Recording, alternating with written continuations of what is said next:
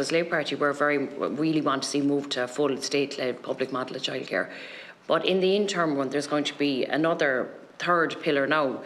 How can we get this? Like, recruitment and retention of staff is still a huge issue, and I think I'd love to see kind of information on people that graduate in ECEC, early childhood education and care. How many of them actually end up working in the sector and staying in the sector?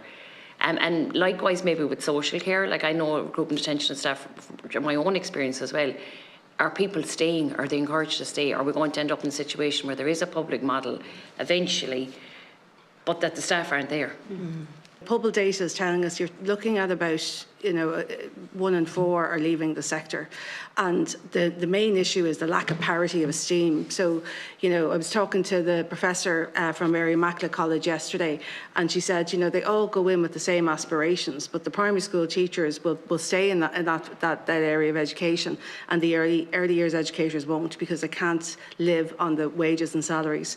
So one of the big things that needs to happen is we need to give parity esteem to the staff, and in any move towards affordability, move towards a public model, the first thing has to be recognition and pay and conditions for the staff working in the services. Because as Naomi said, how children benefit. They benefit when you've got qualified people looking after them.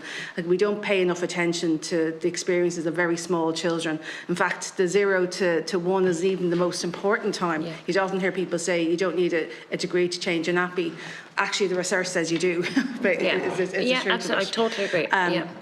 So if the committee could centre or focus on that needs to be the game changer that this government achieves, because the sector will continue to limp on and people will get their qualifications and they'll leave and they'll just transfer into primary school education until the salary issue is resolved. No, thank you for saying that. And likewise, I think across the whole social care sector, Section 37 and Section 56 workers are experiencing the same lack of pay parity. Yeah.